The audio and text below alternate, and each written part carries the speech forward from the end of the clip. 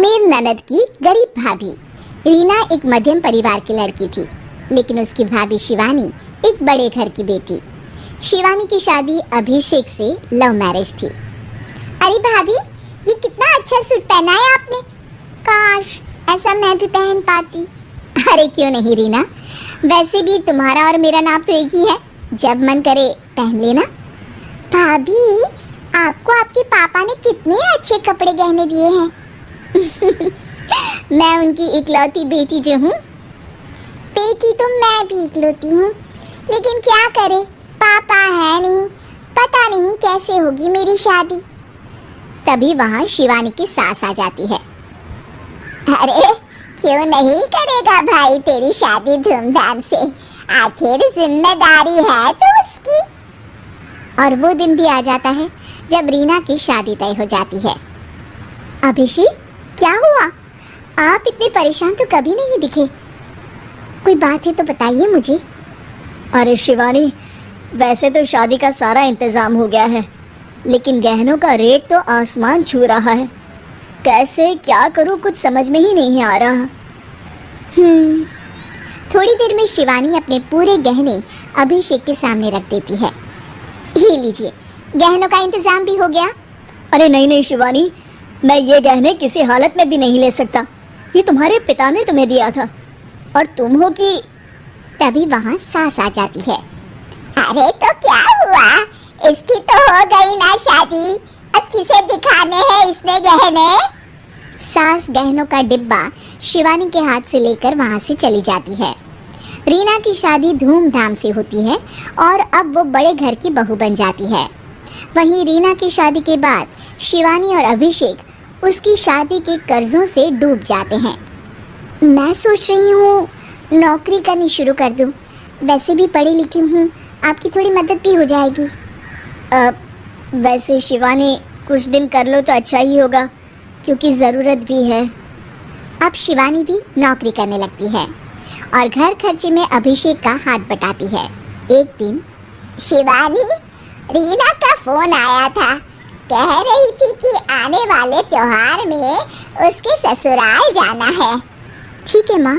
अरे ठीक तो है, लेकिन एक काम कर लेना, उसके सास ससुर से लेकर पूरे खानदान के कपड़े मिठाइयाँ सब ले आना, और हो सके तो रीना के लिए छोटे से कान में पहनने के बूंदे भी। और क्या है ना, शादी में उसे सारी बड़ी बड़ी कान की ज्वेलरी दी थी, घर में पहनने के लिए तो उसके पास कुछ भी नहीं है।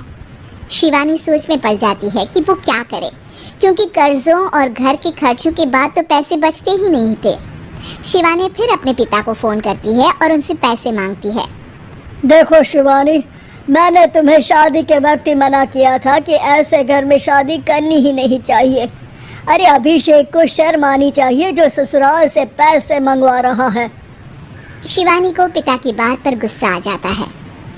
आप मेरे पिताजी हैं और मैं परेशान थी इसलिए आपसे मदद की उम्मीद की पापा। अभिषेक को तो पता भी नहीं है कि मैंने आपसे पैसे मांगे हैं। शिवानी सोचती है कि वो अभिषेक से बात करे, लेकिन फिर उसे लगता है कि वो टेंशन ले लेगा।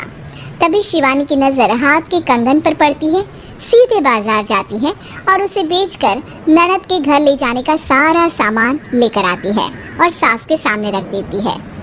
हाँ ठीक है, लेकिन फल थोड़े और अच्छी क्वालिटी के होने चाहिए थे। शिवानी कुछ नहीं कहती, वहाँ से चली जाती है। एक दिन शिवानी, रीना का फोन आया था, बहुत रो रही थी। क्यों माँ, क्या हुआ? सब ठीक तो है ना उसके ससुराल में? अरे तूने तो उसकी नाक ही कटवा दी। अब मैंने क्या कर दिया माँ? कह रही थी कि बड़े घर की बहू है भाभी, जो कपड़े दिए वो ब्रांडेड भी नहीं थे। तू तो जानती है ना उन लोगों का पहनावा कितना अच्छा है। तू तो मेरी बेटी का भला कभी सोचती नहीं। हाय भगवान, अरे बड़े घर की बहू है, इसी बात की जलन है ना तुझे, लेकिन याद रख मेरी बेटी का सोचने के लिए भगवान है, तुम लोग कभी उसका बुरा नहीं कर पाओगे। अब शिवानी के मन में सवाल था कि क्या ईश्वर सिर्फ रीना के साथ है, उसके साथ नहीं। लेकिन उसे सुकून था कि वो अभिषेक के साथ उसकी जिम्मेदारियों को निभाने में बराबरी की हकदार है। शिवानी वहाँ से चली जाती है। वो सास से कुछ नहीं कहती, क्योंकि अमीर घर की बहू बनकर रीना को भले ही सुकून ना हो, लेकिन गरीब घर की बहू बनकर शिवानी खुश है। क्योंकि खुशी पैसों से नहीं, परिस्थितियों पर निर्भर करती है।